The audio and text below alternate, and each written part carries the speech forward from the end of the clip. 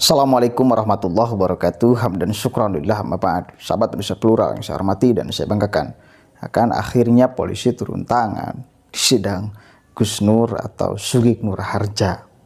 Karena kita tahu sama-sama para pendukungnya ini kadang-kadang riuh ketika sidang. Apalagi kemarin-kemarin pas ketika dicecer saksi oleh kuasa hukum Sugeng Nur Harja, sorak-sorai. Itu jelas mengganggu jalannya persidangan. Maka polisi mesti mentertibkan itu, apalagi nanti di pledoi ya, pembelaan Sugeng Nur Harja ketika dituntut 10 tahun penjara. Ini pasti ini bakal banyak para pendukungnya yang datang. Jangan sampai ada keributan mengganggu jalannya persidangan. Maka polisi mesti turun tangan ya. Harus diamankan biar tertib, biar berjalan sempurna, biar mulus rahayu, biar jalannya persidangan tidak terganggu. Kita cek sama-sama ya. Polisi mengamankan jalannya persidangan Gus Nur. Gus Nur. Artinya tidak memicu atau berpotensi memprovokasi untuk kelompoknya datang. Ya, tentunya pimpinan sidang di setiap permulaan sidang pasti akan menyampaikan bahwa seluruhnya wajib menghormati proses persidangan. Artinya sebagai warga negara yang baik, tentunya siapapun akan mematuhi apa yang menjadi aturan di persidangan. Namun demikian keberadaan kami, aparat keamanan di sana juga tentunya akan melihat situasi yang ada. Jika memang itu mengganggu jalannya sidang, tidak menutup kemungkinan ya kita akan tertibkan. Nantinya kita berharap proses persidangan itu bisa berjalan dengan lancar, tidak ada gangguan apapun, tidak ada intervensi dari pihak manapun.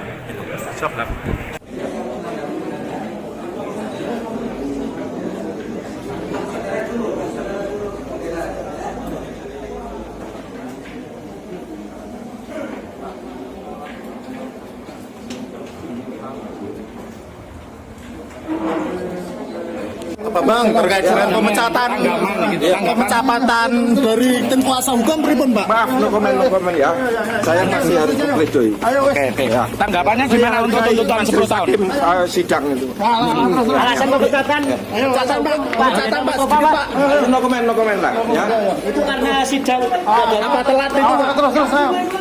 No comment lah ya. Yang jelas saya hargai pengadilan. Yo. Tapi pemecatan Pak Jenderal karena tidak hadir sidang itu Pak atau telat? Rencana menunggu tim kuasa hukum baru Pak? Ya, saya paksa menunjuk. Kita harus seperti itu. Harus diamankan. Harus dijaga biar sekali lagi sidangnya mulus rahayu, tidak ada yang mengganggu. Apalagi di nanti pledoi, sidang pledoi pembelaan Gus Nur. Nah, sudah ada Panglima Jawara kan yang juga berbicara. Kita akan kawal Gus Nur. Saya Abdul Hamid selaku Ketua Dewan Pimpinan Daerah, Pengacara dan Jawara Bela Umat DPD Pejabat Jateng yang diketuai oleh DPP Pusat Bang Haji Eka Jaya beserta pembina DPP Pusat Bang Egy Sujana yang beliau juga hadir di agenda hari ini selaku Ketua DPD Pejabat Jawa Tengah mendukung Gus Nur adalah seorang mujahid, Gus Nur adalah seorang pembela kebenaran, Gus Nur adalah membela rakyat Indonesia atas kezoliman dipimpin oleh penguasa-penguasa yang improsedural. Takbir. Demikianlah merupakan pernyataan sikap singkat kami. Mudah-mudahan Gus Nur selalu diberi ketabahan, kebesaran hati, dan semua umat Islam di sini akan terlepas keluar dari rezim-rezim yang Islamfobia, yang takut khawatir terhadap umat Islam. Wassalamualaikum warahmatullahi wabarakatuh. Biar sidangnya jalan dengan mulus, karena kita tahu sama-sama para pendukungnya seperti apa lah ya, yang pasti tidak akan terima dengan tuntutan jaksa penuntut umum atas kasus yang menimpa Sugeng Nur Harja dengan hukuman maksimal. Gak bakalan terima. Gak bakalan terima. Mau bagaimanapun gak bakalan terima ya, meskipun Sugeng Nur Harja di beberapa kesempatan berbicara sambil nyungkun sih berbicaranya ya. Alhamdulillah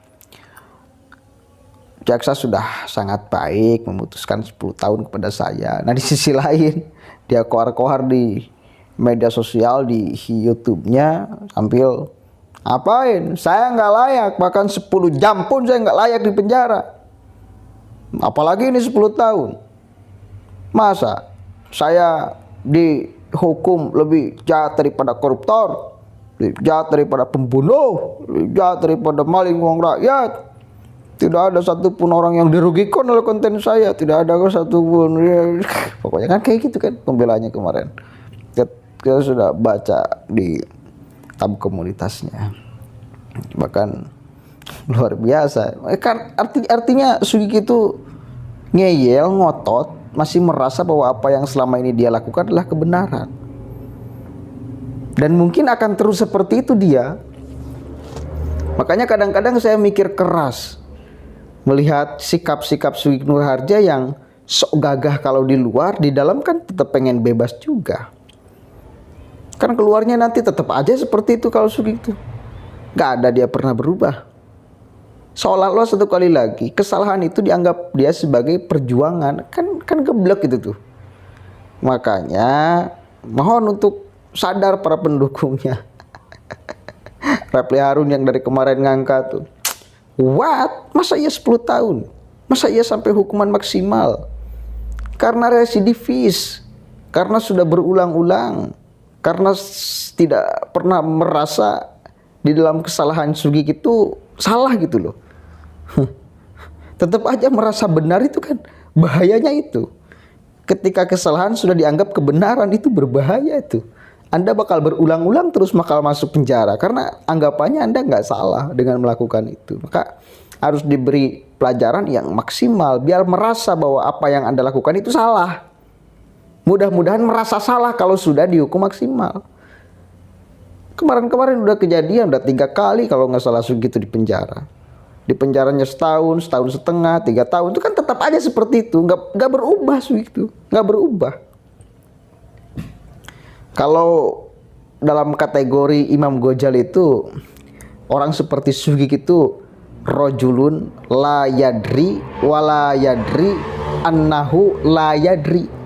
Orang itu bodoh dan dia tidak merasa bodoh. Akhirnya terus melakukan kebodohan-kebodohan. Hingga pada akhirnya kebodohan itu dianggap kebenaran. Nah, ini orang yang dalam kategori Imam Ghazali itu ya, itu sangat tidak boleh diikuti itu. Jelas tuh. Satu kali lagi sudah berulang-ulang si Sugeng itu masuk penjara, dan di dalam berulang-ulang itu Sugeng tidak pernah merasa salah, itu masalahnya. Ya mungkin kurungannya kurang lama gitu loh. Itu rajulun la yadri wa la yadri annahu la yadri. Kan kategori orang itu menurut Imam Al-Ghazali ada 4. Yang pertama rajulun yadri wala yadri annahu yadri. Orang itu pintar tetapi dia tidak tahu bahwa dirinya pintar. Maka tugas kita mengingatkan, hei Kang, Anda itu pintar, maka berbicaralah. Tuh, karena sudah banyak orang bodoh yang berbicara. Tugas kita kepada orang yang pintar dan tidak tahu kepintarannya, maka kita harus ingatkan, Kang, berbicaralah. Jangan sampai banyak orang yang bodoh yang berbicara. Itu kategori yang pertama. Yang kedua ada rajulun yadri wa yadri annahu yadri. Dia itu pintar dan dia tahu kepintaran, paham kepintarannya. Maka dia memberikan terang kepada orang lain. Ya. Nah, yang ketiga ada rajulun la yadri wa yadri annahu la yadri. Orang itu bodoh tetapi tahu bahwa dirinya bodoh, akhirnya dia terus belajar. Masih bagus itu kategorinya. Nah, yang parah ini yang keempat. Rajulun la yadri wa la yadri annahu la yadri. Orang itu bodoh tetapi dia tidak tahu bahwa dirinya bodoh. Akhirnya merasa bahwa kebodohannya itu adalah kepintaran. Terus aja dia enak, nyaman di dalam kebodohannya. Ini orang yang paling harus kemudian kita hindari itu. Rajulun la yadri wa la yadri annahu la yadri. Orang bodoh tidak merasa bodoh, bahaya itu. Orang salah tidak merasa salah, bahaya itu. Ya. Satu kali lagi, selama ini setiap Sugik di penjara itu tidak merasa salah. Bahkan merasa bahwa itu adalah perjuangan. Makanya harus dihukum maksimal. Biar sadar bahwa apa yang dilakukannya adalah salah, gitu loh. Mungkin ya, setelah nanti dihukum maksimal merasakan indahnya di dalam penjara 10 tahun, mungkin merasa, oh iya, saya salah. Akhirnya bisa berubah. Ini kan selama ini nggak pernah berubah. Kenapa? Karena merasa bahwa apa yang dilakukannya adalah kebenaran, padahal ketololan, kesalahan. Masa fitnah menjadi merasa kebenaran, perjuangan, kan gila. Dulu tuh kayak lagi beberapa kali dia di penjara tuh Sugik, termasuk urusan penghinaan. Tapi karena dia tidak merasa salah, akhirnya ketika keluar penjara menganggap bahwa itu adalah bagian daripada perjuangan, terus seperti itu, nggak berubah. Nah, ini berbahaya. Ketika kesalahan sudah tidak dianggap sebagai sebuah kesalahan. Ketika dia melakukan sumpah mubahalah, itu salah. Tetapi karena dia tidak merasa salah, akhirnya terus dilakukan. Padahal semua orang juga mengatakan salah. Sumpah mubahalah yang dilakukan oleh Sugik Nurraja itu salah. Karena bukan sumpah mubahalah, sumpah serapah namanya. Dan kemarin dibahas di persidangan. Ya. Dan kata Sugik itu tidak termasuk dalam penistaan agama dong, penodaan agama.